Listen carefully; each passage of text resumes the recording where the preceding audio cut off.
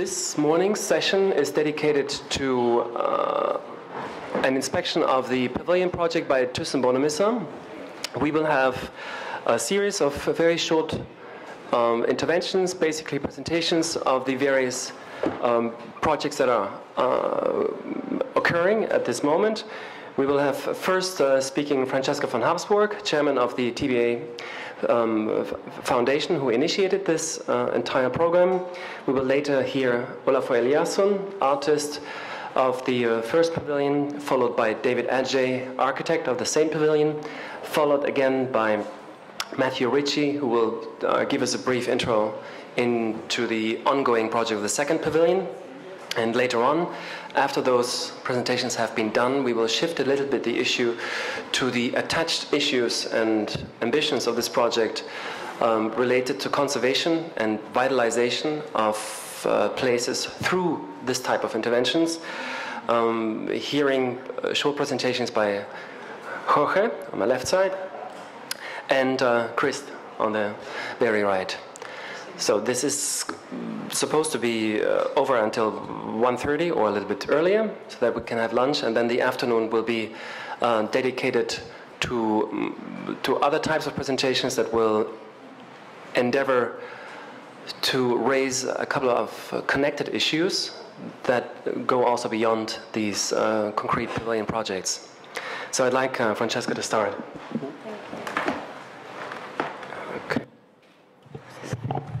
These chairs are very low. Thank you.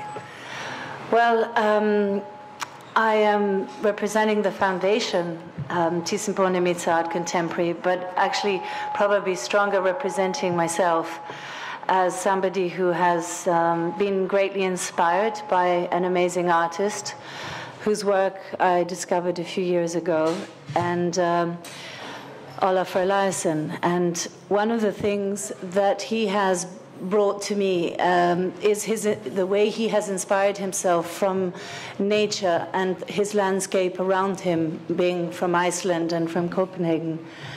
And I suppose the project that moved most people and certainly changed my perspective of contemporary art was his weather project at the Tate Modern, where 2.3 million people came to just enjoy this incredible sunset in the Turbine Hall. And this brought to my mind that there is a tremendous audience out there of people who would like to experience art projects, not in the standard formula of a museum and an exhibition space that we all know and recognize. And in some conversations a few years ago with Olafur, we were talking about what was our favorite museum in the world. And we came both to the, well, certainly mine was, and I think Olafur is the Louisiana Museum in Denmark.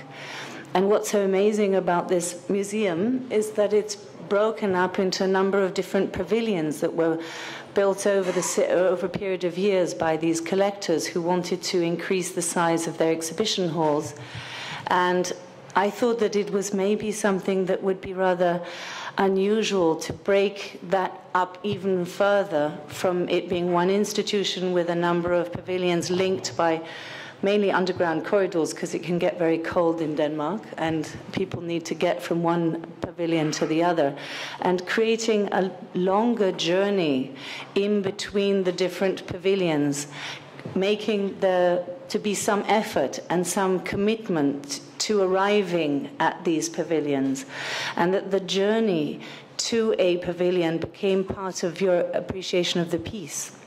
Because I believe that we all have a hectic lifestyle, and I'm often criticized by my friends and family for being too hectic and trying to be in too many places at the same time. And I've also appreciate the fact that when I slow down and make an effort to get from one place to the other, that I think that it gives me time to open my mind to receive something completely different.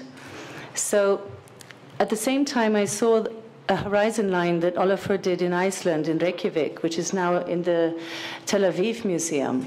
And I asked him there and then, I go very often to this beautiful island of Lopud, and it would be so wonderful if you would create a work, could I commission a horizon that would have the light, not of Iceland, but of Lopud? And he said, yeah, sure, no, that sounds really nice. And in fact, I managed to convince him 4 years ago to come and visit Lopud. And ever since then, we've been talking about this project. And 2 years ago, there was this opportunity with Rosa Martinez, the curator of the Venice Biennial, 2 years ago, to present this piece. I thought prematurely, because it was always in my mind earmarked for Lopud. But in a process of about 6 weeks' time, Olafur and David Adjaye managed to work out the most sublime combination of a pavilion space and an artwork working together as a co-commission. And this was a very important departure for myself, as I felt that we often look at museums and galleries as a space, and then you have the artwork and you have to try and install it in the given space. And here we had an opportunity of working out the artwork and the architecture at the same time to create, hopefully, an idyllic space. And as we discovered yesterday in the discussions over the last couple of days, that the relationship between art and architecture is somewhat problematic historically. And in this instance, I think we can really celebrate, without being too arrogant, the fact that this was an incredibly successful relationship, and the result is really extraordinary and inspiring. So that's when we installed and presented this project at the Venice Biennial.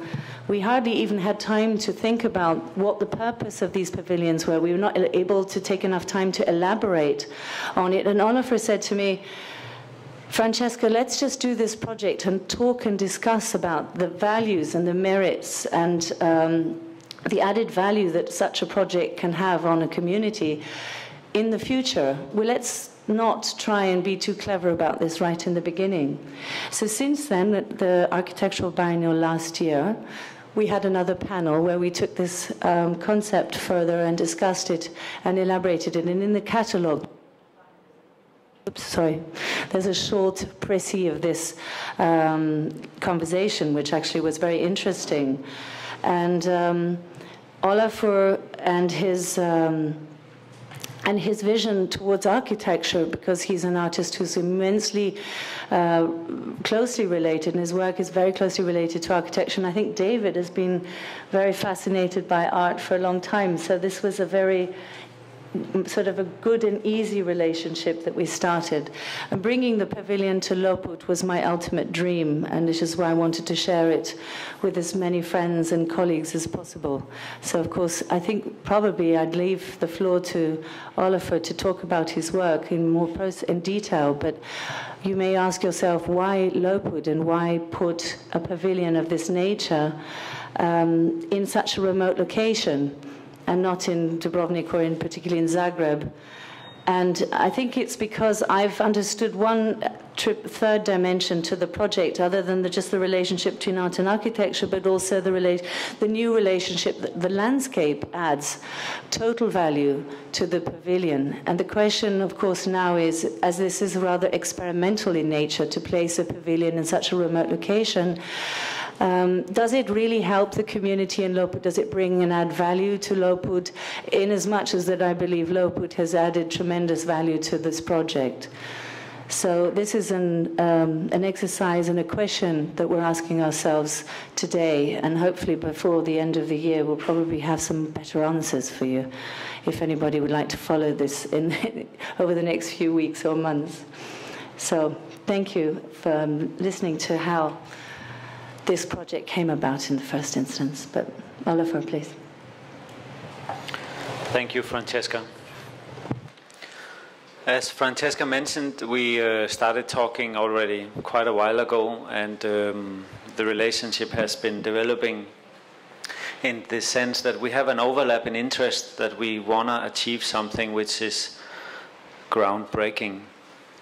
So I'm very happy about being here today, and I'm very excited about this trajectory which is developing. My own work started out with a focus or research around perception, about let's say, Gestalt psychology is really where I started in my school, in art school, and I, of course, got more and more in the early 90s focused on what does it mean if a person engages in an artwork? Could this type of engagement actually be what I should consider the work or the artwork, if you want, rather than the object or the painting or the thing that I would be creating? And at some point I decided that whatever we did would just be a vehicle for creating a kind of an experience, and this experience is really what it's about, and the nature of this experience could be mapped out, and one could find issues about ethics, responsibility, identity, subjectivity, the singular versus the plural, or not versus being both at the same time, and so on and so forth. I worked for a long time, and this is then how Francesca and I got to know each other, with what does time do to an object? What does time do to a society? What is temporality by means of a kind of productive element? Temporality meaning that I could say that this glass is just a glass here and now, and this is what it is, but I could also suggest that this glass changes according to time. It has a degree of relativity to it, even though I'm only going to use it to drink from, and for that it's fine just to say it's a glass. But I could suggest that the relationship between this glass or any other object is to be seen in the context of the time that it is involved with, and only this temporal element can be used if I want to say something about the relationship between the time and its context. So suddenly this idea of horizon lines, which were recordings of daylights, started. I started working with those, and this is then how I noticed that the color white, the white daylight, of course is not the same everywhere in the world, which comes as no surprise, but essentially I on one side worked in museums around the world where the color white was defined by fluorescent tubes, some halogen, some HMI, some HTI lights, and so on and so forth. And there was a kind of a spectrum of white light pretty much in all the museums in the world, which is completely the same, such as also all the museums in the world using the same kind of white paint on their wall, which is titanium dioxide. And for the most part, titanium dioxide pigment comes from the American company called DuPont. So here we have on one side a very, very large art institution which is homogenized, and so with it our senses. On the other side we have the quality of the daylight in Venice, in the Laguna, in Iceland, where I come from, in Germany, in Berlin, where I live now, you know, here in Dubrovnik, and that light has a kind of transitory or a temporal quality to it. So coming together, bringing all these things together, Francesca and I, together at this point with David, started talking about what does it then mean to try to encapsulate this idea of temporality as something productive, temporality as a mean of understanding oneself and oneself's relationship to one's surroundings. And of course the horizon line is in a sense a metaphor, but if you think about it, we are later today gonna see a completely black space with a white line. The white color is a measurement of the Lopud daylight, as good as one can measure it today with a nanospectric device. It translates into a light system which sits then in the wall and creates a white horizon line. If you look intensively on this horizon line, you will notice that it actually changes color, just like the sunlight or the quality of the white light outside during the course of the day also changes quality or color. And what you eventually see in the duration of 17 minutes roughly, or a little more than 15 minutes, is the course of a day around this time of year here in Lopud. So it's a recording of the daylight, and what you have then is a compression, and you will see the kind of the sunrise to the sunset. And it takes, so I suggest you staying there, but which is up to yourself. It takes around 15 minutes. Of course, the sunrise is where you see the most, and the sunset where you see the most as well. Looking, as I was about to say, at this line, you after roughly 8 seconds, but increasingly after, thank you, you after 8 seconds, or increasingly after 20, 30 seconds, you have an after image, which means that looking at a white line, of course your eyes start to create a black line inside your eyes. If you make it out of the horizon without stopping too much on the way, you will be able to look at the landscape outside, or the Lopud environment, and you will see this black line imprinted in your eyes. You will have this space in front of the space where the white line is, which David has designed, where you have a lot of vertical beams, and you will see that on the picture that David is about to show you in a second.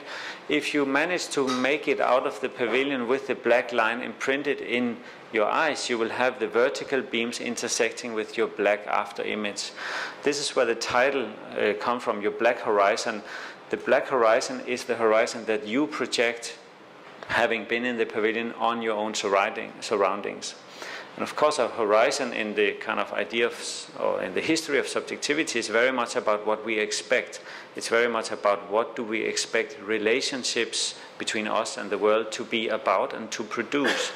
And in that sense, I think we can both talk about what we expect in terms of that. I expect that this hand has a back side. I can see only to here, but of course I know there's something there, and the horizon somehow is the boundary between what I know and what I expect to know further on. But I can also, which is a sort of a spatial idea, and I could also suggest that in time my hand will remain here. I mean, I can take it further away or closer by, but in time it's not gonna, or I hope it's not gonna be falling off. In that sense, I can also expect that over time my hand does a certain thing, and so does my life. So a horizon in that sense represents the kind of way we negotiate our own lives. One could say the idea of being singular and yet constituting some sense of community, some sense of collectivity, like here today. Hopefully we will have an exchange of something, and we will have, I think, produced reality by the end of today. Producing reality, getting back to where we started, is of course, I think, a question of ethics and responsibility. Which is where I would say is going to hand this over to David, because the question for me is not just whether one is an architect or an artist. The question is, of course, to what extent do we succeed putting things out in the world which makes a difference, rather than making sameness, or rather than making similarity, rather than being normative. How do we live and sustain non-normativity? So David,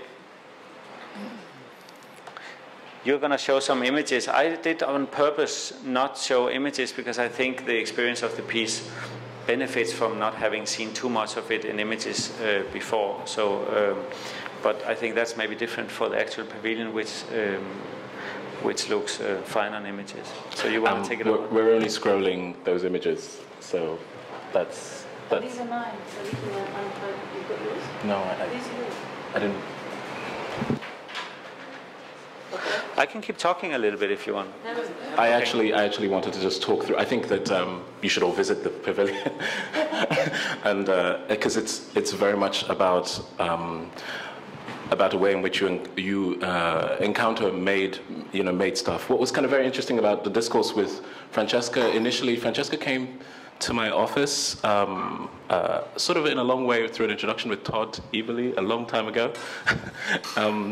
And really what was fascinating to me is that my career was, as it were, patronized by artists in the English context, and in a way I've had a sort of, my career has been a kind of dialogue and a discussion with art production, and the sort of, the way in which art is, one, produced, two, received by an audience, and three, sort of processed as contributing to the discussion about content and making. In a way, I've always been fascinated by Olafur's work when I first encountered it, and the opportunity that Francesca offered in terms of, one, exploring this project specifically about making something which was about temporality.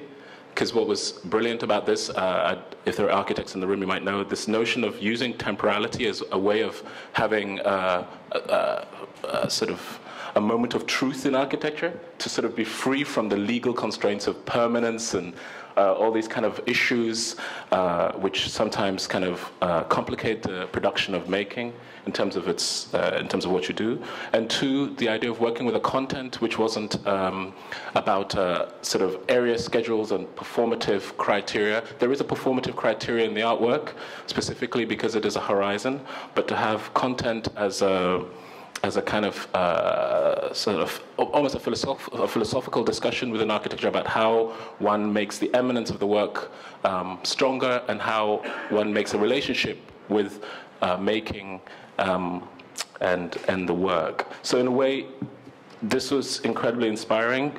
We had done already investigations from the early conversations with Francesca about the idea of fabricating a structure which could start to engage with modes of making. So we've done a lot of research globally about things that have been produced historically, looking at the idea of the palace, the history of the museum, the archive, and contemporary practices.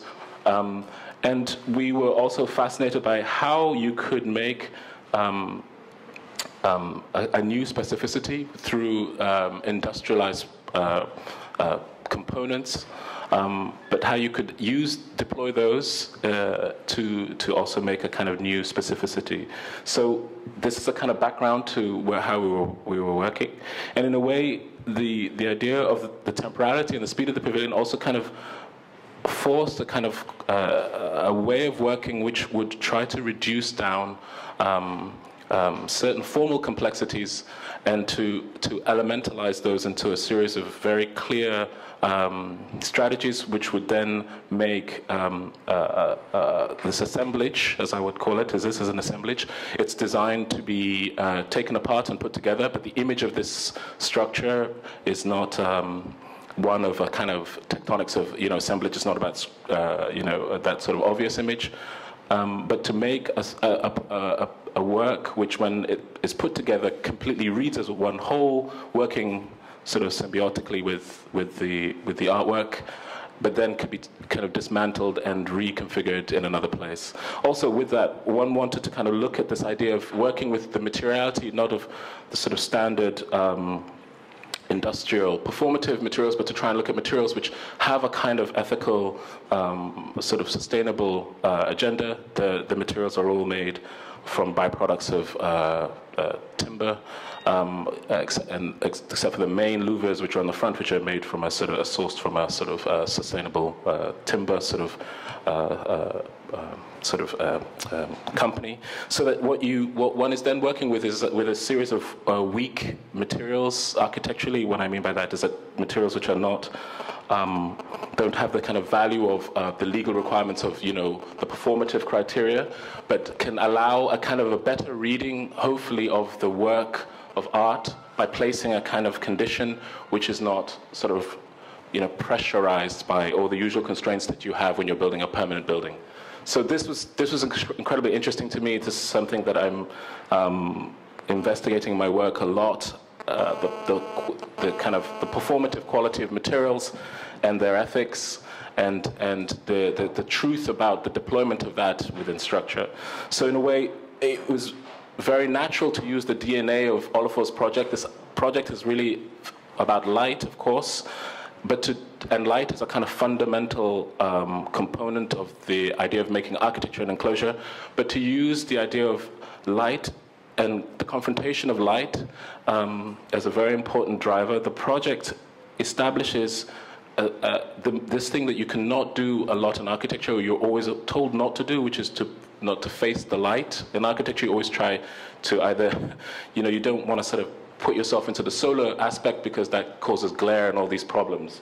So in a way, we had to make an architecture which faces the zenithal kind of sort of aspect, and to then not deploy kind of complex technology to that, but to deploy a very simple environmental buffer, but also one which works both as a kind of climatic buffer to the structure, but also one which deals with the idea of facing light, which is the premise of what Olafur's work for me kind of encapsulated. So this idea of doing that as a kind of architecture which complements the work, it became very, very important, and is what you're kind of looking at. In a way, what you're looking at is a building which faces light, which makes the viewer face light, and then sort of go into this black space, and then experience the horizon. So the building is very simple. It's about this threshold, this journey into this moment of facing both light and the landscape. Especially in Lopud, the landscape becomes incredibly important. And then the reduction of the light level through a series of ramps and sort of material darkening into the chamber, so that you are softly taken into a space of, moving from how many lux outside, 20,000 lux, to no lux, sort of quietly and, as it were, seamlessly. Matthew, I'm going to need, I need a... People time?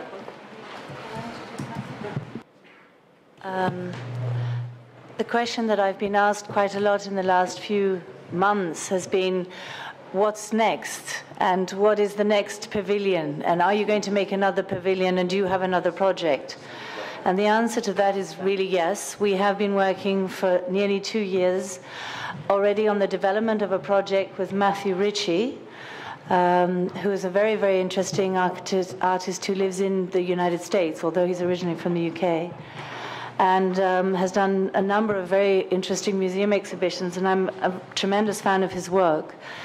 And so we started working on an idea of another pavilion, a second mobile pavilion that would also have this feeling of transience and impermanence, which is a very important key to these pavilion projects. And I've asked Matthew to come here because we've never had an opportunity to present this to the public, so it's the first time anybody's seen anything of this Matthew's project, so I'm really excited to show you a premiere of... I'll let you, Matthew. Thank you. Thanks.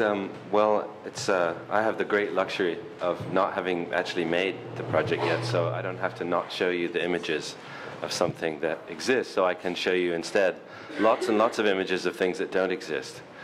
So we can talk about, I thought it would be interesting, because the process evolved as a response very much to what David and Olafur had done, which is a kind of the beautiful idea of a kind of almost like a relay race, and in which David became this sort of baton passer between them. And at the same time, Francesca had a series of sort of, I think, very wide-ranging ideas about what something like this could do, which hadn't yet been fully materialized. So there was this existing project that sort of was in Venice, that was going to go to Lopud. And then there was this secondary project that was perhaps going to lead to a third and a fourth. And I don't think she'll be offended if I say that at one point it was going to be in the Berlin Opera House. At one point it was on a boat floating down a river. At one point it's been in the Gobi Desert on a glacier. In other words, the remit that was sort of produced between us was this infinite, and was clearly being generated by the possibilities inherent in this idea of the pavilion, was this like infinite space, which is something very, very exciting for an artist, is this idea. And it started me thinking about all kinds of things. Very, very quickly, and I apologize for those of you that aren't English speakers, but honestly, I'm just going to throw lots and lots of images and ideas at you very, very fast. It's not really that important, that you follow it, because one of the sort of central tenets of my work is, Francesca talked about Olafur being very involved in sort of discovering nature. I'm probably most interested in the idea that we have become a form of nature, and that by extension our culture, by which I mean now the sort of predominant Western capitalistic pseudo-rational culture that we all sort of inhabit, that makes a room like this possible, has fundamentally changed the world. And this new indistinct molecular, on one level we can say it's changed it on a fundamental molecular level. There is probably no part of the world that is not now... Oh, thank you. No need to rush, we have time. But I might rush anyway. You have no idea how many slides I have. on a fundamental molecular level, we've reordered the physical structure of the world, by altering both the composition of the seas, the air, the water. Everything has changed. And on a sort of sociological level, we've achieved what was talked about as a kind of ambition of the 18th century thinkers about an economic change, where under the guise of giving every person, or pretending to offer every person, free agency, we have devolved concepts of ethics and mutual responsibility and community into a sort of netherworld, which is on a much more sort of fundamental level going to be radically challenged by the same molecular process I'm talking about. When we talk about climate change, it sounds very vague, but when we talk about what is going to be literally the displacement of tens of millions of people moving across the world, it's already started. In the United States, we had Hurricane Katrina. Those people haven't moved back to New Orleans. They're still all over the United States. There's no effort being made in the United States to move them back to New Orleans. This is just a problem that I know because I live there now, but it's going to be repeated all along the coastline of England. Entire villages and towns are just being abandoned. It's going to be repeated all over the world, and all those people have to move. So this idea of what does structure do? How long does it last? When we talk about preserving and reconstructing and regenerating communities, we're talking about something that's going to very swiftly move from a debate about city branding and biennials to something that's going to become, we're going to have new cities made out of plastic garbage bags, and they're going to need cultural centers. They're going to need, those people are not going to be, it's easy to categorize refugees as sort of, there's just the lost, but for example in Iraq, the 4 million Iraqi refugees, they're doctors and lawyers and educated people. They don't want to just go and live in a garbage bag. They don't want to become identified as that lost space. So all of these kinds of things, when you talk about the site being the world, which is true for a pavilion like this, you start to also think about what is the world? How does it, what's its dynamic? And one of its dynamics of the 20th century, and I believe of the 21st, will be the relationship between the monument and the ruin, which is a well-established dynamic. These are three of the early models of the 20th century. This is Stalin's monument to Lenin that he thought of, the Palace of the People. That's Hitler's plan for Germania. That's, of course, the famous Tatlin monument. This is what happens next. And then this is what happens next. We build some new monuments, which we sort of think of as will re-encourage, reinvest, regenerate, rebuild. And then the new monuments get destroyed, or by accident, that's the Chernobyl site. That's the World Trade Center. And then we build some new ones to think about this. And this has sort of gone, in a way, slightly unobserved, that this is a fundamental characteristic of our culture now, because we've become inured to the process of capitalistic redevelopment. But fundamentally, our culture is a kind of based on this kind of violent replacement of its component parts as an extension of that capitalist structure, which I'm not entirely, I don't want to put myself in the position of being entirely critical of, because it also funds the kinds of things that we're interested in. These are three developments in the Arab Emirates. The structure called the World, no pride, no hubris there. A structure called the Burj Al Arab, which is a sail, and this structure called the Palm. These are only really, in a sense, prototypes for what they're about to build. And then, of course, we swiftly move into what was considered, science fiction only at the beginning of the century. This is Katrina, flooding of the city of New Orleans, and then there's an imaginary. The boundary between these kinds of structures has started to completely blur. This is the new so-called Freedom Tower in New York, and this is a scene from The Lord of the Rings. Kind of remarkable similarity in the minds of the designers, and a remarkable lack of imagination that, this kind of idea of a shining city on the hill with a centralized monument. And one of the most horrible things about the Freedom Tower is the bottom 40 stories are going to be solid concrete, so it doesn't fall down. Now, as a monument to freedom, that seems to me to say exactly the opposite, whereas we think about something like the pavilion model that is transparent, that is local, that is transportable, that can be broken down, that can be remade and rethought. We're talking about a real kind of freedom. And the fantasies just keep coming. This is, again, The Lord of the Rings and Iraq start to acquire horrible similarities. So the artist that probably most cogently understood this was Robert Smithson, and anticipated it coming. This is his proposal for a monument in Antarctica, where he imagined all these sort of vast geometric structures emerging out of the Earth. There's an equivalent to that actually being built on the island of Svalbard, which is called the Global Seed Depository, which is intended to store the world's seeds in what is clearly a sort of anticipation of total catastrophe. It's just opened formally last week. And another of Smithson's pieces, this is called The Partially Buried Woodshed, which was where he anticipated sort of inside the work its conclusion. One of the things I think that's the nicest about this piece that you've worked on is that it's made of plywood, it's made of, how long could it possibly last? 30 years? Before it just, really falls down all of its own volition, which is great because then it makes way for the next thing. And in this too, this sort of idea of the fusion of information, loss and collapse returns kind of full circle. This is an image of the Merzbau, and this is the Chernobyl central reactor chamber. As sort of an uncanny understanding on Schwitter's part that the future would contain its own ruin, the Merzbau, of course, being completely destroyed by the bombing campaigns of the Allies.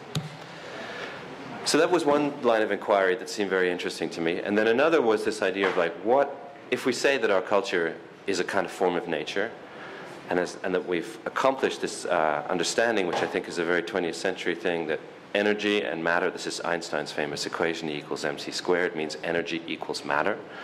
And matter equals information. Everything to be transmitted must be converted into matter or energy. And as it is done so, it becomes legible. It becomes a meaningful form. It acquires information depth. So this is the other thing I'm very interested in. And that the relation of that to thermodynamics, as things go on longer and longer, as they age, they become more and more similar. This is so this kind of information is very, very new. It matches exactly historically its development, this construction of the monument and the ruin, the rapid interchange between the two, is related to a deep social understanding of the fundamental particles that make up the universe, and how, at a fundamental level, this is what the universe is made of. And it just swaps around. This is you, this is me, this is everything in this room. This is Olafur's piece. It's, New York, it's San Francisco, it's the ocean, it's the stars. It's just these things just circulating around, moving and moving and moving, and changing and changing and changing. So how do we, as a culture, interpret that? And then it gets a little more complicated as it sort of starts to bind together and makes, atoms and molecules. How do we deal with that? And more importantly, how do we deal with something else that we've learned about that, which is that all of these interactions are on a very fundamental level unknowable. This is the great mystery of quantum mechanics, which I will assume all of you are deeply familiar with, so I won't go into it here.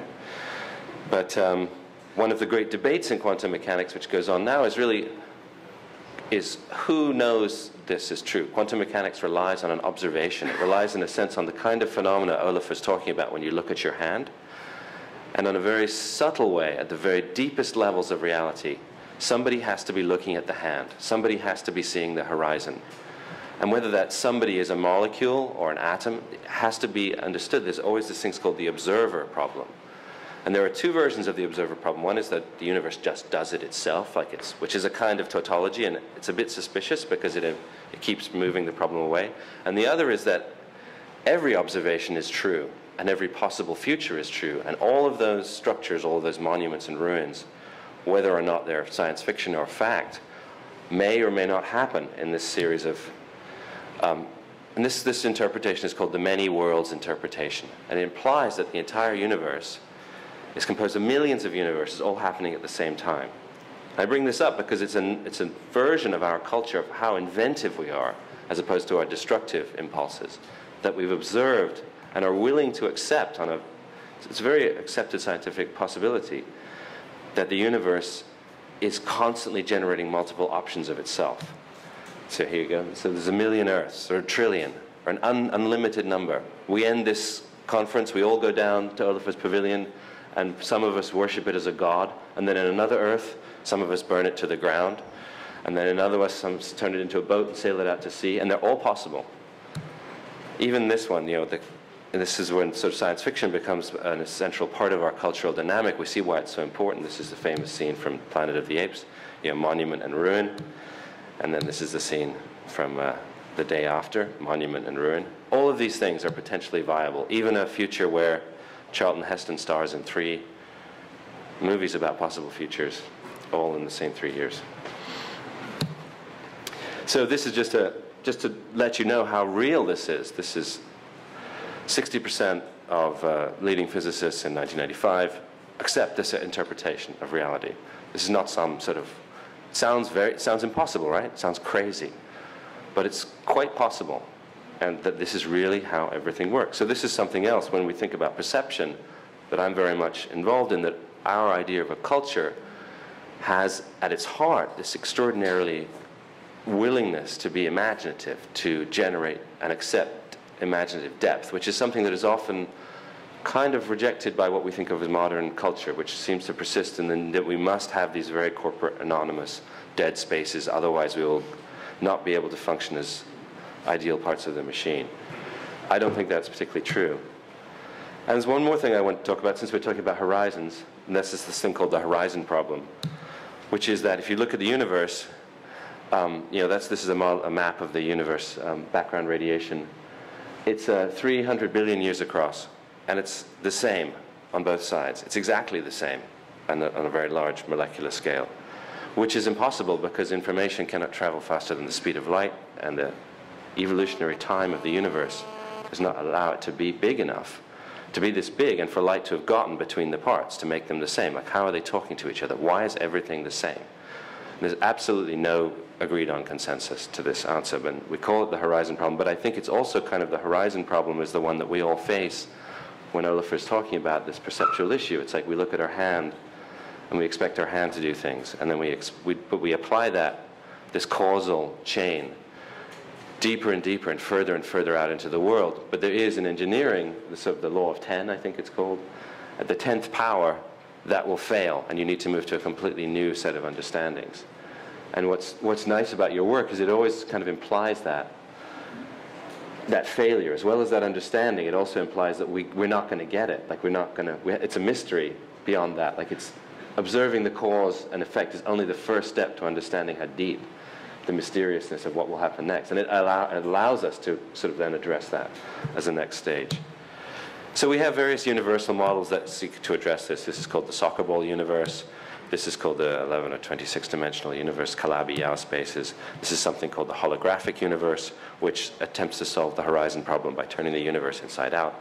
And these are all, again, examples of just how extremely interested we are. And for me, one of the this particular one, which is a very new theory, results in the idea that the universe is a kind of picture, is a kind of visual phenomena that is only resolved through our understanding of it. And that maybe the thing that we all see, and the things like the horizon, the black horizon Olafur is describing, are kind of giveaways. They're like clues that it doesn't really work the way you think it does. So this is here's a few images of what a project that I've been working on for a while now, which is a kind of endless drawing that moves through space and time and attaches to different types of structure. It becomes digital. It becomes, attaches itself to architecture. It's a kind of parasitic form that became the basis of, like, how do we deal with all of these things I've just talked about? How do they relate? People can climb inside it. They can look at it as a drawing in dimensional space. It can take other information. This was a project I did with Daniel Birnbaum where it was generated out of the information from a group of students. It can spread across buildings. It can become a sort of information carrier for ideas entirely separate from my interests. This is a project with the United States government where I worked with a group of judges on describing what they imagine to be the history of law. I'm now working on the Federal Drug Administration on what they understand to be the premise of more about a sort of map of how they think about what they're doing. So you can keep on going and going. The idea is to create a kind of drawn space that can penetrate any possible structure. But of course there is a fundamental problem with that, which is you are reliant until this point on the previous structure existing, which is where the project of the Pavilion became for me especially interesting, because the Pavilion proposes itself as a space where you can do anything and think anything. So there is no precondition, there is no culture and nature that I can draw on to sort of turn into something. There's instead an empty space. And so the process that Francesca enjoyed with David and Olafur took a kind of a very next logical step, building on that, and became what has in the end become an anti-pavilion. This title, The Morning Line, it's an English term. It's the betting newspaper for people that are interested in betting on the horses. The morning line is all the horses of the day. Who's going to win, who's going to lose. And here again we have this, in Lopud, the monument and the ruin sort of counterposed as kind of the essential dynamic. So I was interested in something that could perhaps be both at the same time.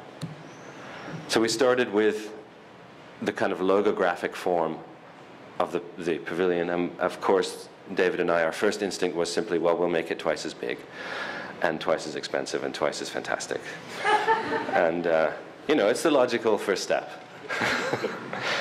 And for various practical reasons, but also I think fundamentally ideological reasons we could all agree on, that wasn't the right thing to do at all. It was just a kind of egoistic, you know, thing, and it wasn't really an interesting solution. It was just a logical one.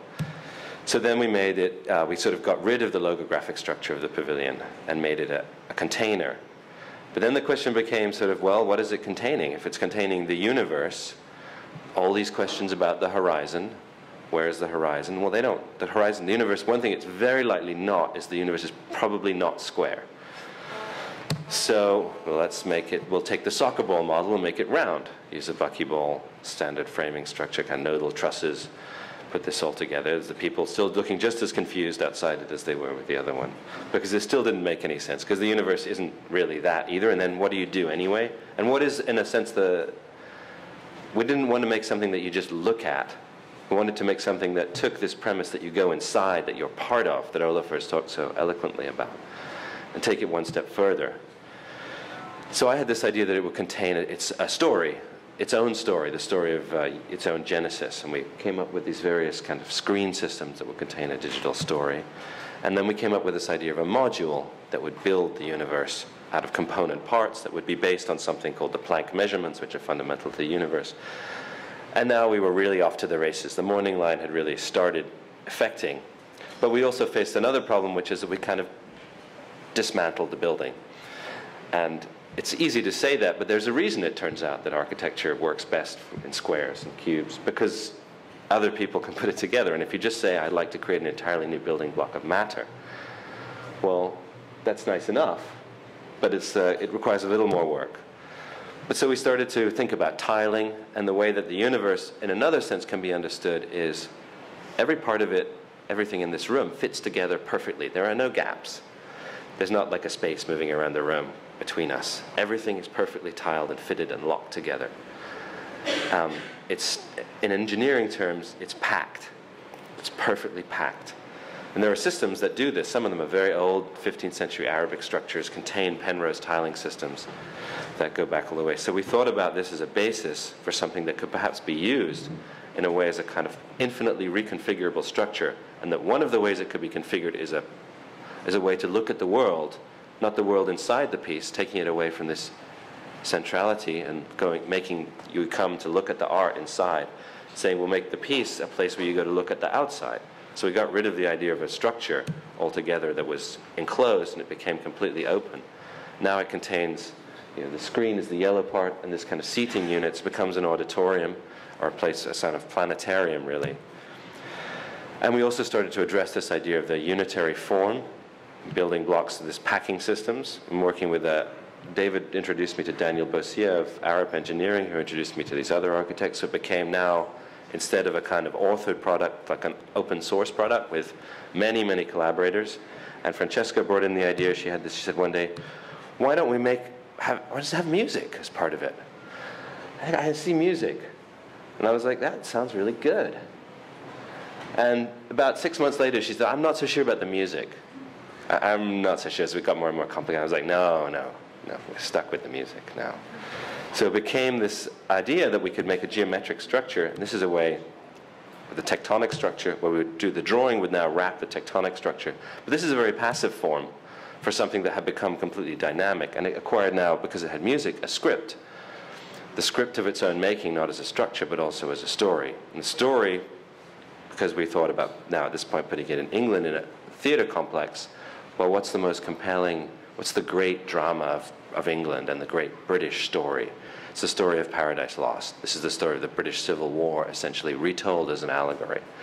And it's the argument between rationality and irrationality, between God and the devil, and it's never clear in Paradise Lost who is right and who is wrong. There are 7 versions of the same story, and by the end you're completely confused. And so the soundscape, which became really an articulation of the story, became embedded in the algorithm of the structure. And the structure evolved to become a way of embedding a drawing, which is now a story, which is now an algorithm, which is now a musical system, taking the planes of the tectonic form and embedding them, and now finding them as a series of drawings that are embedded inside that. So, and in the end, you might perhaps have something that might, I make no promises, look vaguely like this. A sort of drawing that can be undone. All of these sort of drawn lines here are parts that can be built, reassembled, reattached. And indeed, as part of its sort of central operating principle is that once this pavilion is finished, it will be dismantled into 2 parts, both of which will form like the seeds of 2 twin pavilions, or not anti-pavilions, one of which will go to Mexico, one of which will travel to location X, possibly the glacier, possibly the Gobi Desert, whereupon the component parts can be rebuilt, reestablished, reassembled, spread out yet even more, and that it will also contain a film, which is really a digital structure based on these units, that describes the destruction of, or the transfiguration, one could say, of the location. This is London, this is the Royal Festival Hall, where its first location is going to be, as if it was sunk under the water of global warming, as if it's already become a ruin. So not only will it contain its own ruin, it will describe the ruination or the transformation of the place that it's located inside. So we'll build a world inside this piece that is the world that the piece sort of anticipates its own ruin. So in a way, and also the piece in a way becomes kind of an antithesis of this idea of light. Though it's always open to light, all the light of the world pours in, but the piece itself will be made of a non-reflective material. I was actually, Russell, they just showed me something that would be perfect for this. It's used on the underside of the space shuttle, and it's the blackest material. It's utterly non-reflective. It contains no light. This is a quote from Paradise Lost. It's when the devil wakes up on the shores. He's washed up on the shores of hell, and it's lit by not light, but darkness visible. So we're going to make a structure that is literally the kind of concentration of darkness. In other words, a drawing that has only dimension, but only this singular dimension that is readable from every direction as having only one dimension. So in a way, it's a complete inversion of, or really ridding of Olafur's premise, which is, I guess, the inevitable result of this process. Was that it would do exactly the opposite of generate another pavilion. And instead of something that is like perfect light, becomes perfect darkness.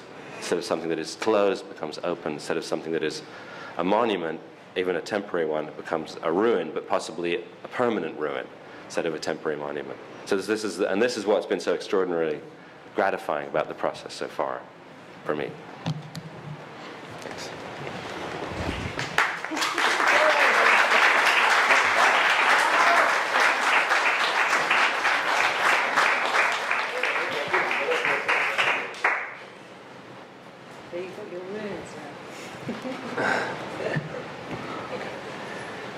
So that is a perfect, I think, line-up to the next presentation. We probably need the cable, yes. Oh, is it me? Yeah. Oh. Mm-hmm. Is it okay? Sure. Yeah. By Jorge Otero, who will speak about an issue that has been dealt with quite extensively in the workshops that preceded today's session. As a background reflection on one of the ambitions of this pavilion project, not only to produce pavilions, but actually create relationships between various spaces. The space of an art experience and the space of a specific context, which is also not unique, but can also be exchanged. As you know, this pavilion that has been built in Lopud has been in Venice before, and this entire idea of removability or displacement is inherent to the notion of siting that goes along with this project.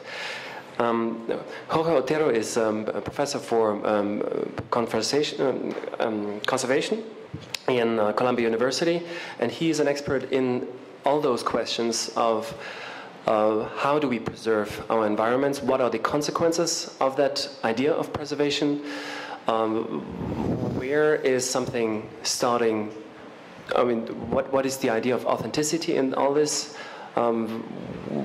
Is there a way of preserving things and not alienating them? So he's an expert on all of those details that are inherently part of this project of TBA that wishes to use these pavilions basically not as drop sculptures, but actually as animators of a certain contextual situation. And that's why it's very nice after the ruins to hear about the preservation.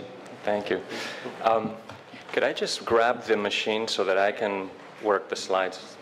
It'll be, I think, easier. I'll just put it here. Well, first of all, I just want to thank the organizers, TBA21, and I want to thank Francesca especially for the kind invitation to be here and to be in the company of so many incredible individuals. I've been here for 2 days and I've learned so much. I leave tomorrow, the day after tomorrow, and I'm already energized with all sorts of new ideas. What I was asked to do in this conversation was to reflect on the relationship of the monastery in Lopud and the pavilion in Lopud. As you know, the work that Francesca and TBA21 are doing in Lopud entails these kind of two poles, the contemporary art and a very high-level preservation work, and to think about the relationship between these two disciplines. And so my first comment would be to say that if we are going to have a relationship between art, architecture, and historic preservation, incidentally, historic preservation is the way we call conservation in the United States, so bear with me. If we're going to have a relationship like that, it should be a relationship of equals. And so that we need to begin to ask honest questions of each other, and questions that come from a place without prejudice. And that's very hard to do because we typically address the world from our disciplinary positions. I speak as an artist, I speak as a preservationist, I speak as an architect, and so on. So how can we begin to kind of take those disciplinary boundaries out? Well, one of the things I found is to deal, what are we really dealing with? And so one of the interesting issues that has come up today is this question of a temporal art. Olafur was discussing his pavilion as a temporal art that deals with 17 minutes.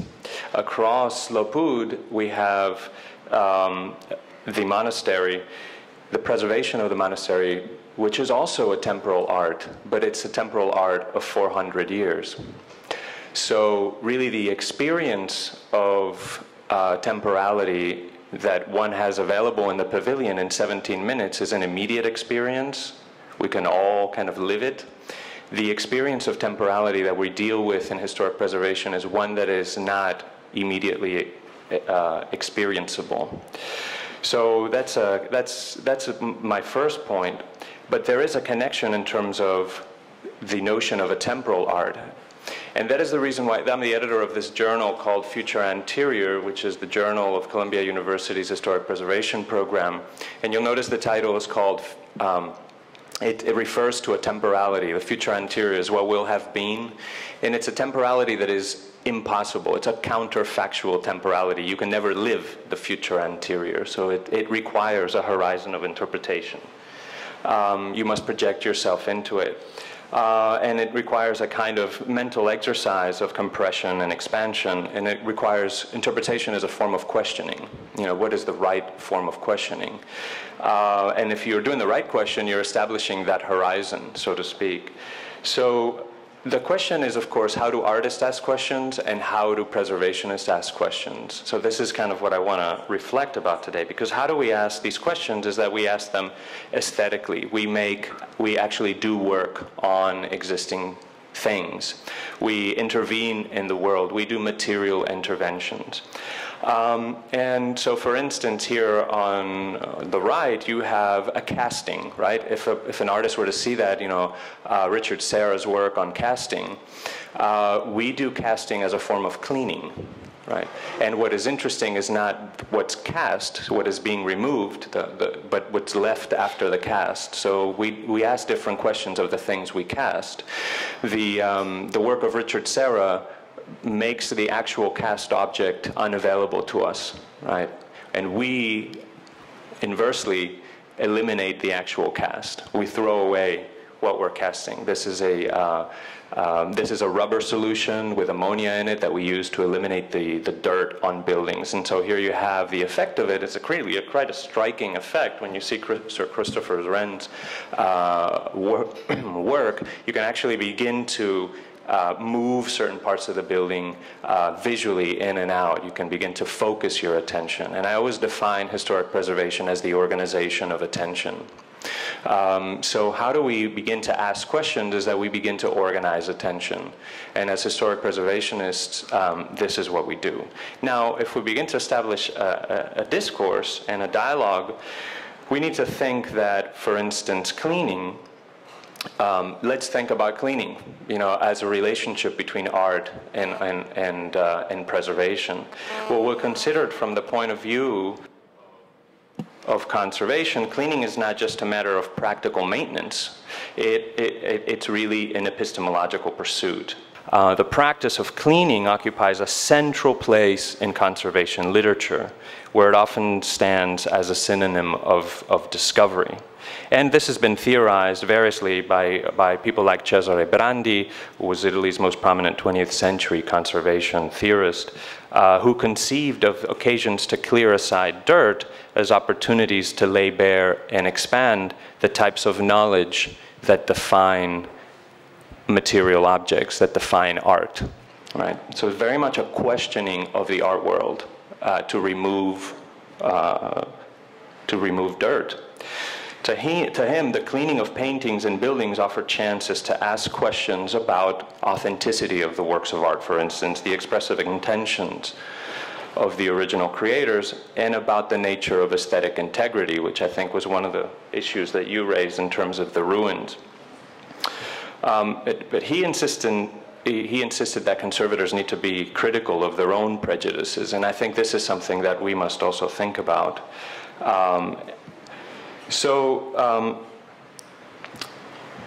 Brandi's analyses of cleaning must be considered in relationship to his career-long project to establish conservation as a discipline with its own body of knowledge.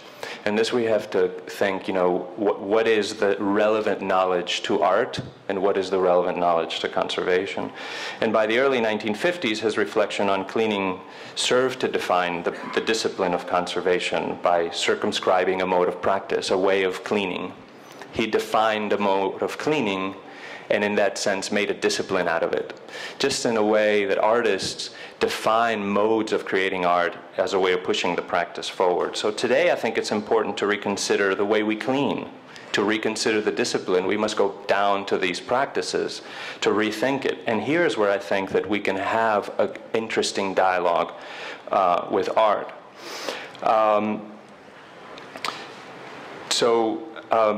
We need to kind of broaden what is considered pertinent knowledge to cleaning.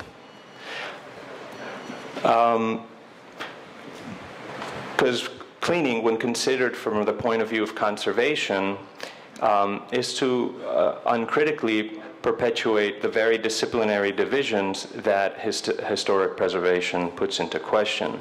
To value conservation over the other disciplines that deal with cleaning is to reduce the knowledge to an intellectual territory carved out only in the name of giving the conservator authority over the artist. And I think we must really question the idea that the conservator, in doing work in the pavilion and doing work in the monastery, has more authority than the artist. We need to begin to level the playing field so that artists and conservators can really begin to have an open dialogue about what is an appropriate practice of cleaning, let's say, the monastery. To surrender cleaning to conservators is only to limit historic preservation knowledge pointlessly, but also to do a disservice to conservation, which is denied the broader cultural currency on offer in interdisciplinary work and downgraded to a purveyor of raw information. Ideally, conservation should enable serious conservators to consider those questions open through cleaning in art, if they are currently unthinkable within conservation. So within the discipline of art, and I here show you two images of cleaning. One is Mierle Laderman Ukeles, who's distinguished herself with a career devoted to exploring the cultural stigma associated with cleaning. And you see her here in her, on the right-hand side, her 1973 performance titled Hartford Wash, where she carefully hand-cleaned the front entrance steps of the Wadsworth Athenaeum in Hartford, Connecticut. Now, Ukeles brought cleaning before the public in an effort to question why the act of cleaning and maintaining the museum stones was always concealed from visitors and done after hours. Why do conservators always work behind closed doors? Right? She exposed how even in museums where the cleaning performed by conservators is most prized, cleaning was associated with menial work performed by the unskilled lower classes.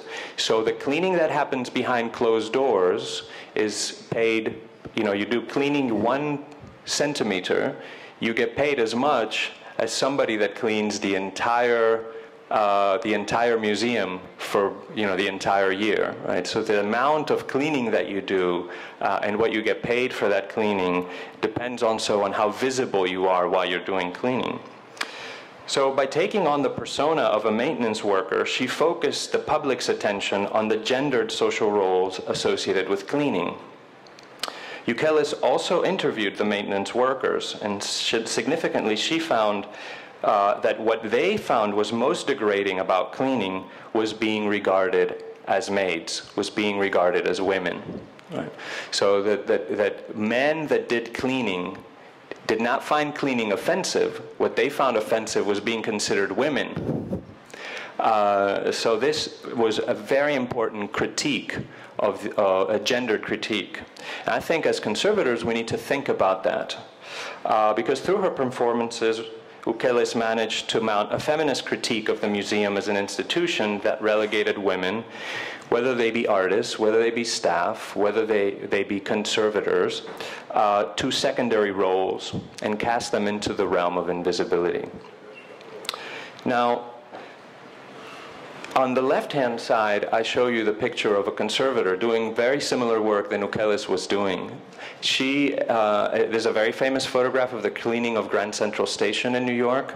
The way this image has always been identified is with the name of her boss, the man who contracted her to do the work. So this person has remained anonymous for years, but this was the person that has actually cleaned, done the most careful work of cleaning on a very important monument in New York City. And the majority of management and leadership positions in conservation are still held by men, despite the fact that it is mostly populated by women. 95% of our students in conservation are women. And when you look at most offices, the people in charge are men, the people working are women.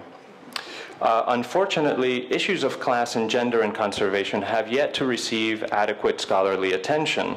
We must thank artists here for leading the way in raising the general consciousness about the fact that cleaning can reveal as much about the work of art as it does about the politics and prejudices of conservation practice. The quiet portrayals of cleaning, which I'm showing here in Jeff Wall's photographs, have broken the discursive silence regarding the gendered and class inequity within conservation. This is a work called Restoration, which was just exhibited in New York from 1993. And upon first glance, this looks like a very quiet work, the kind of image of the conservator quietly working. But when you look at the group portrait, it depicts a group of conservators working on a panoramic painting in Switzerland. you see that each occupies a very distinct position within that space. And Jeff Wall is very careful. He's like people in theater, you know, who have a very strong consciousness about where people are sitting, how the space is organized with the bodies inside, so on. What you see is that you have on the right-hand side 2 women doing the actual work, sweating, t-shirts, it's hot, they're doing, you know, very hard labor, so to speak. They're getting paid less than everybody else. You have in the center a woman supervisor. She is wearing a lab coat. She has probably a doctorate, where these people only have master's degrees. And then in the background, you see 3 shadow figures. And the shadow figures are 3 men. They're dressed in business suits. They're clearly not interested in the actual work being performed, but they are the head conservators on the project, and they are discussing the business of conservation, totally uninterested in the actual work that is being carried out by the women on their team.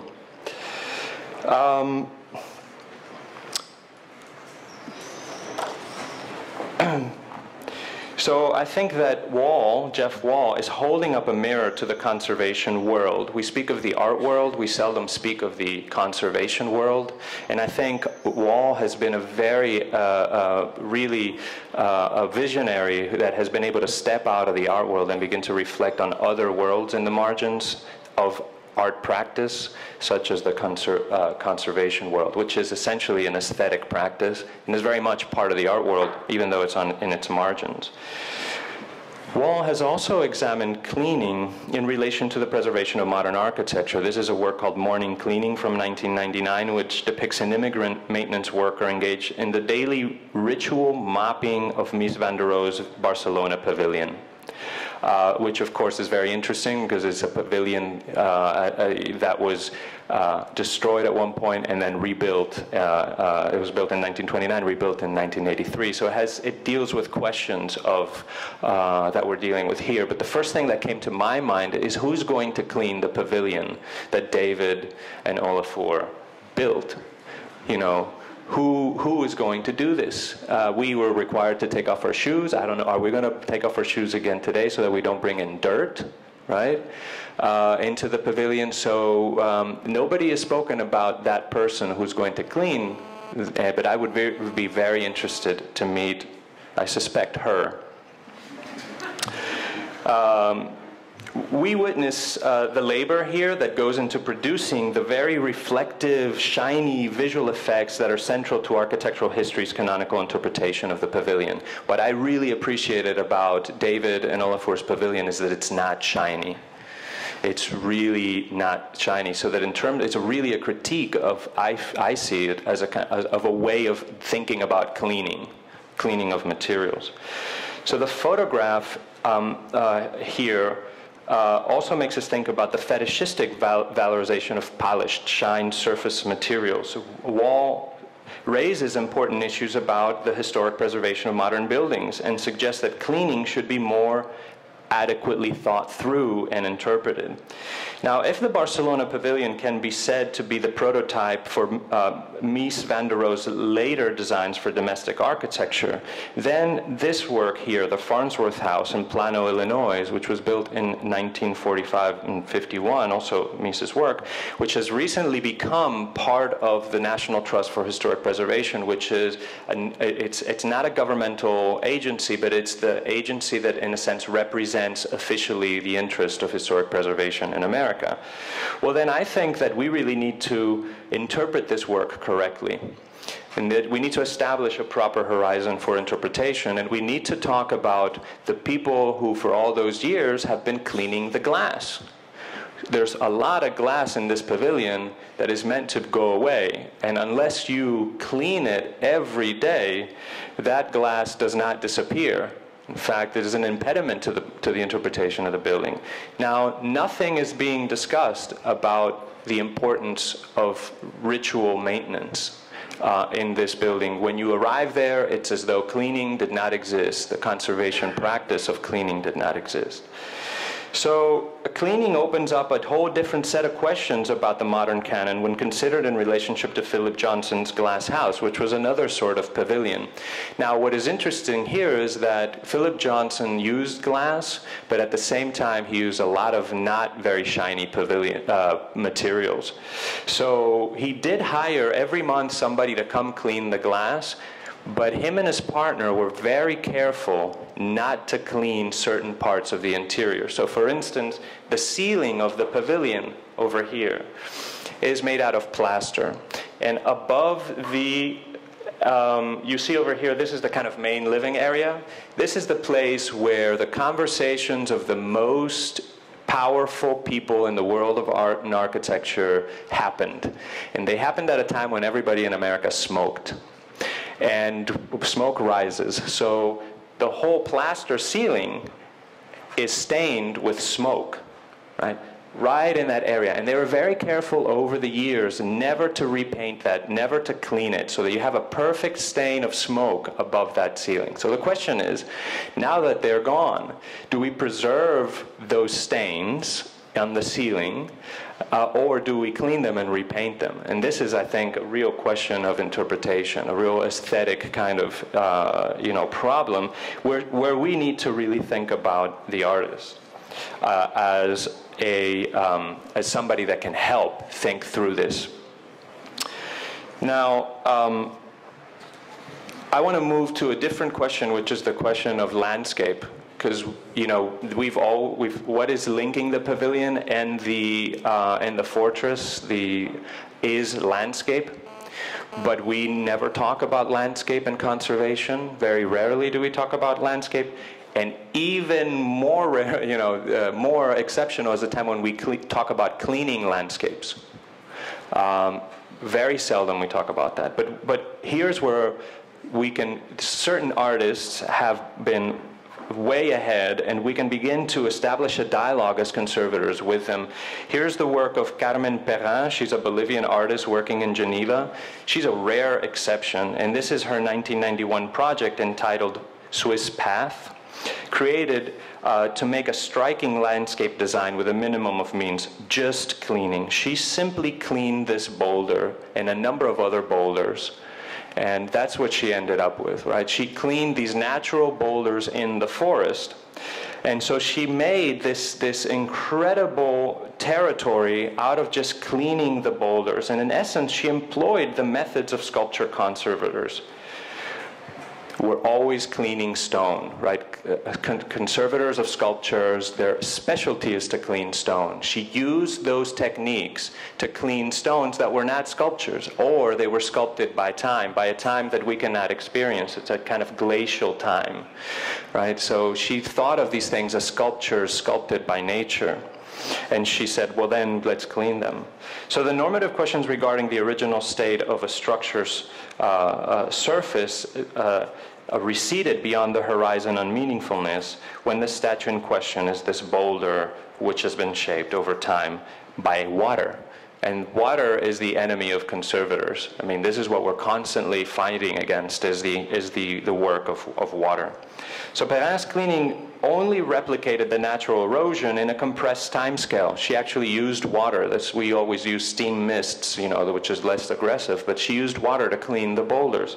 She just compressed it in time, blurring the line between artifice and nature. And her abrasive cleaning was a form of sculpting that, although microscopic in terms of matter, right, she only removed a very tiny layer, stretched its reach and ambitions over a vast stretch of time, a glacial time, an impossible time to experience.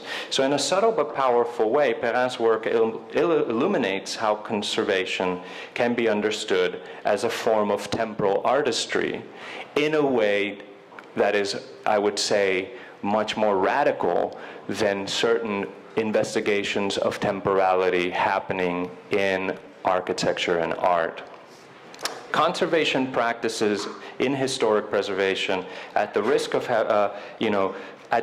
having to question its own assumptions about what constitutes pertinent knowledge, it is a risk that conservation cannot afford to avoid if it aspires to have the relevance in the wider world of culture, politics, art, architecture. To establish this dialogue, conservation must take a risk to step outside of its own disciplinary conventions.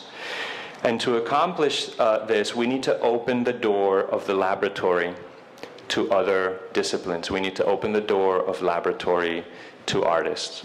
Thank you very much.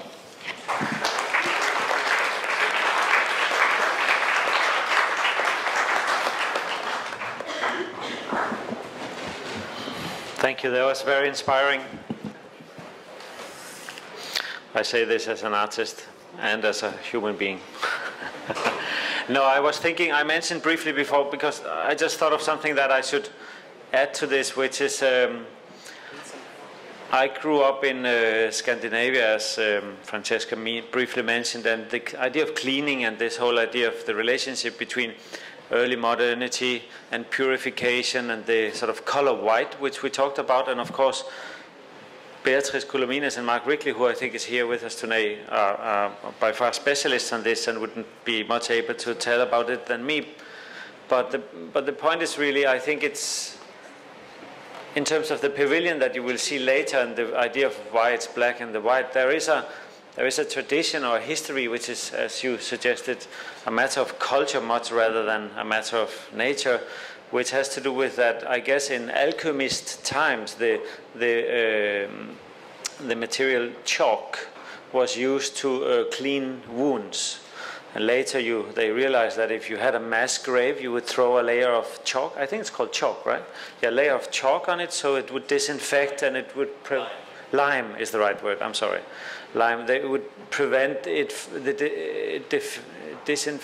prevent the disinfection. And what is the right term for that when you don't want the wool to go? No, they would prevent... Decomposition. Well... Disinfection, you mean? Disinfection, yes. Disinfect wounds and so on. And so when the kind of leopard hospitals came a little later in history in Venice and so on, they started liming the walls, and somehow one could suggest that there is a history of the sanitary or purifying kind of idea of what lime is and what architecture has and how the body kind of works. And of course then up in the Northern Europe and the churches, then at some point they started becoming, rather than being stones, they then were painting white, and this idea of the spiritual purification and so on and so forth, the color white became equal with being, you know, illuminated or enlightened and so on and so forth. And when modernity came around, of course the color white then instantly was considered the kind of truthful color and the only color to hang a painting on after leaving the gallery tapestries behind and so on and so forth. And everybody got so used to the color white that nobody actually thought about it having a history of itself. Everybody considered it nature rather than culture, and this is what I meant when I said titanium dioxide, which was only one of, I guess, 90 white pigments, somehow seems to be the only pigment around in all the museums in the world today. So think about it for a moment. If the pigment or if the material lime would have been yellow like my shirt from the beginning, and we might have a situation today where all the museums would have been completely yellow. And the fact that this is how our senses has been organized throughout history, is just to add to your wonderful, I think, story of purification and how we take it for granted as being in a certain way without considering the possibility that this is actually up for grasp. When we know it is a model or it's a construction rather than reality, we can also change it, and we can not revolutionize it, but we can negotiate it, and as we go along we can establish a relationship with what do we want to do with what we choose to be real, which is, I think, what the pavilion and what we have been talking about today is very much about. So I just wanted to add that degree of relativity to your wonderful talk. Cool. To come closer to the end of this morning session, there is a nice sequence as we have now Chris Inman speaking, who is teaching at the School of Hotel Management at Cornell University in Ithaca, New York, which is a very important school of hotel management. It's one of the leading institutions of its kind in the world, as it is trying to sort of do in a sort of a way what Jorge did for his discipline, preservation, sort of a redefinition of what is preservation about. And we have been hearing quite an interesting sort of mapping out of a different territory of what we could have assumed preservation is about. Now, Chris' work is about trying to think about the relationship between the industry of hotels, which are one of the major vectors of urbanization today as one of the driving forces of tourism, and its possibility to actually integrate issues of preservation or understand itself as a kind of projective preservation discourse that materializes heavily in our built environment. And as the Pavilion project is inevitably faced with whether or not it is part of a tourist economy, I think this is a wonderful bridge from Jorge's presentation to the issue of tourists and the building of territory through hotels. Chris. Thank you, Andreas. Just going to clarify, I actually spend my time in between the hotel school and the Center for Sustainable Global Enterprise, which is an important part of this conversation today because it's not only that mundane, in fact I'll say embarrassing field of commerce which the hotel and tourism industry are part of.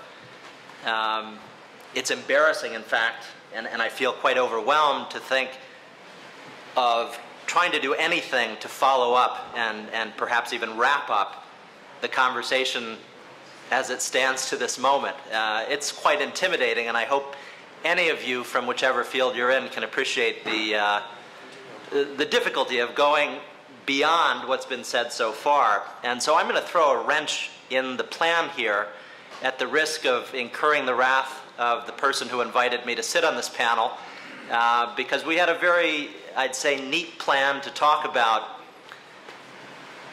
what Andreas just described to you that I do. I work at the intersection between commerce and conservation.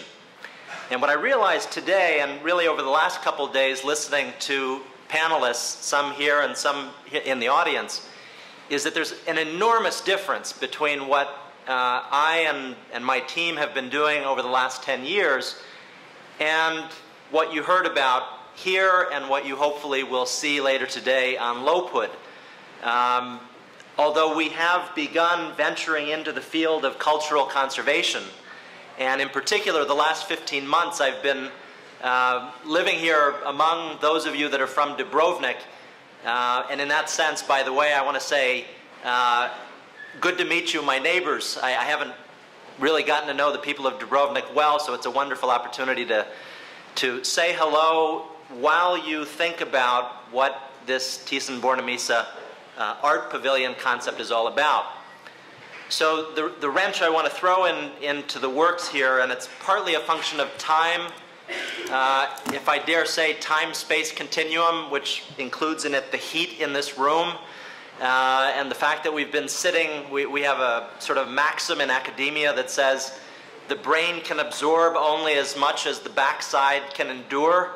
And generally speaking, we think of about an hour and a half as being the maximum period of endurance back here, and that relates to what we can process up here. So partially out of intimidation from what I've heard, the wrench I'm going to throw, and I'm going to start with Andreas, because something that he wrote to introduce this session, and I don't know whether all of you have read it, had the opportunity to see the pamphlet describing what we're trying to do here today. He used a term that may be common to the world of art criticism, but I saw it for the first time a couple of months ago when Francesca thought then it might be a good idea to have me join this conversation. But the intimidation factor now is, especially with what Matthew put on the screen behind me, I know that if I start forwarding through my slides, it's going to evoke nothing but laughter, because the complexity factor and the sort of the ease of the conversation will de-stimulate you. So the thought I had was, Andreas wrote something about this whole exercise as being not just what we're doing here and over these few days, but the whole Pavilion project as being something related to a process getting beyond art as golden calf idolatry. And part of me wants to just stop and say, tell us more about that, because you haven't had an opportunity now with this group of people to talk about it. What I will do before opening that, I'll give you a moment to see if you're willing to comment on it, but what I was going to talk about is subject to an ongoing conversation I've had with Francesca over some 6 or 7 years. From her perspective, it's about art, but it's also about development on the island of Lopud, reinvigorating, reanimating the economy and the society.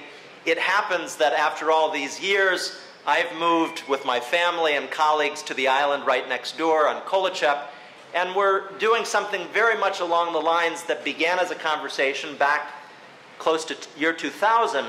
What is happening with these islands? And it's not only here, the Elafiti Islands, it's not only the Croatian beautiful, the Adriatic Sea islands. It's really something, a phenomenon of islands quite all over the world.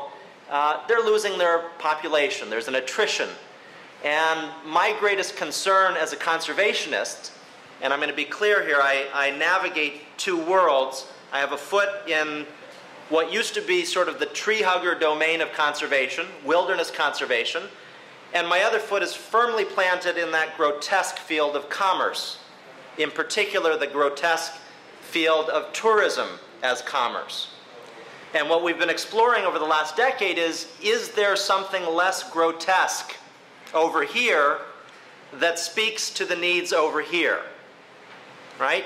So can an island, which through the process of attrition ultimately will end up in the hands of big real estate developers from other parts of Europe and North America, it happens that Lopud and the island I live on and the next one beyond Lopud, Xipan, are still relatively covered with abundant nature. And the question is there something that can be done using these grotesque mechanisms over here to preserve what's over here? And what I've learned over the last decade is very simple. If there are not local people involved, and by that I mean truly local people, in some parts of the world we might say indigenous people.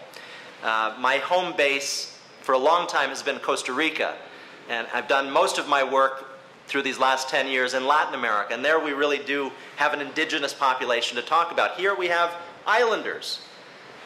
And the discussion that we started having some years ago was about what, if anything, can be done to stop this process of attrition. And the quick answers were fairly simple.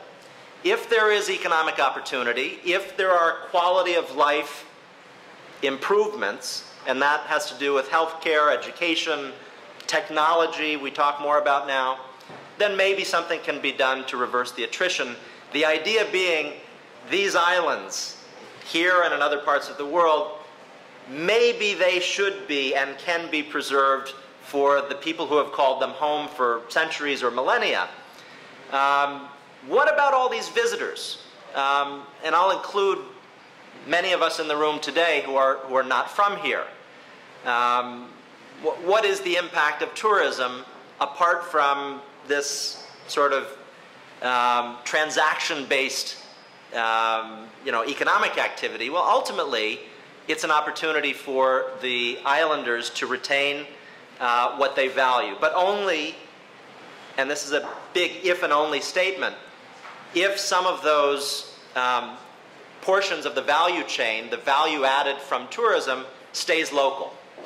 So the Pavilion project ultimately is some sort of an experiment, and it's an experiment in getting beyond this golden calf idolatry from the art world.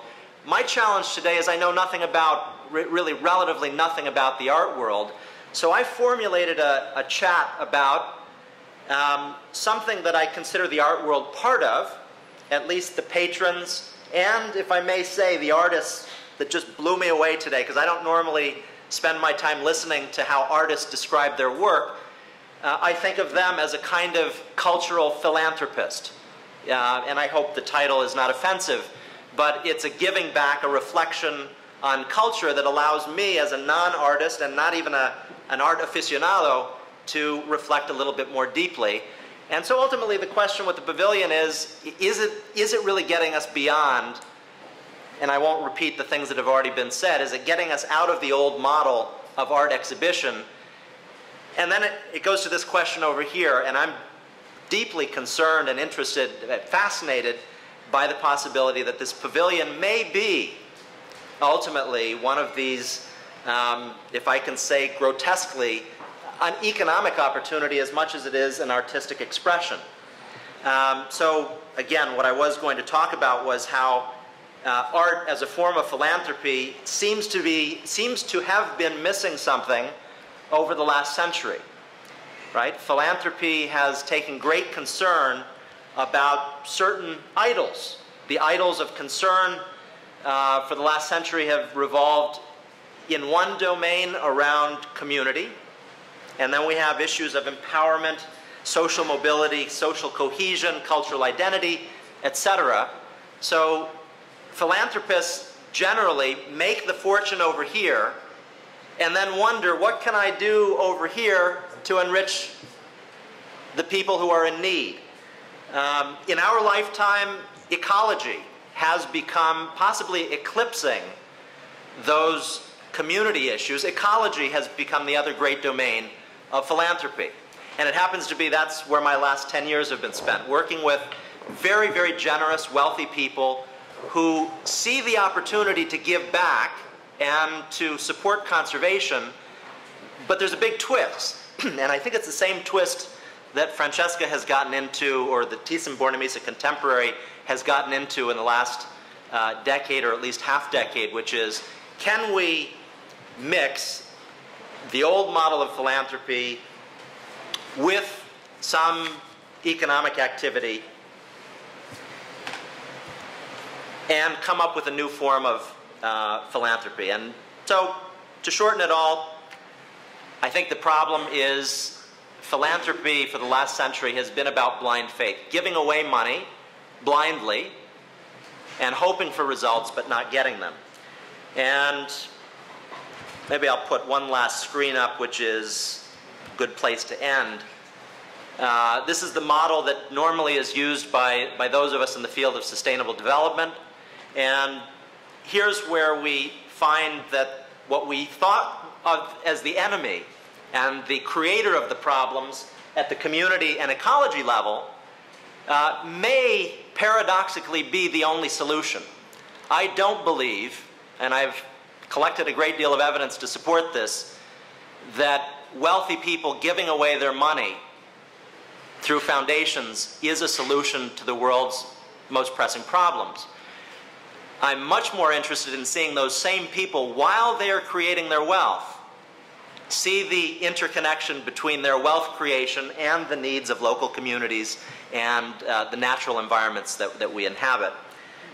Maybe last thing I'll just throw up to close it is, I wish I was this poetic as well, but think of this as 100 years ago when the German poet Hermann Lohn said, in the future, our main concern won't be whether we can get everywhere on Earth, right? And by now, 100 years later, we figured that one out.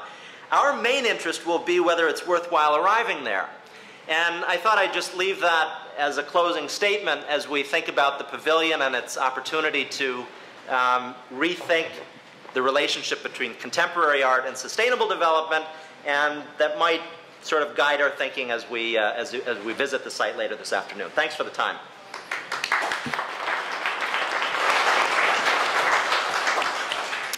All right, thanks a lot for the talk. I think it's a brilliant quote for us to think about or to muse upon while we're having lunch, which is happening now, a little bit shortened due to our late arrival. Dubrovnik is a difficult place to land from the sea, as we have heard. We will hear this afternoon. The afternoon session continues at 2 p.m. as planned.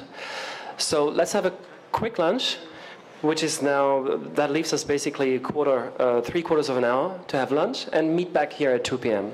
Thanks a lot.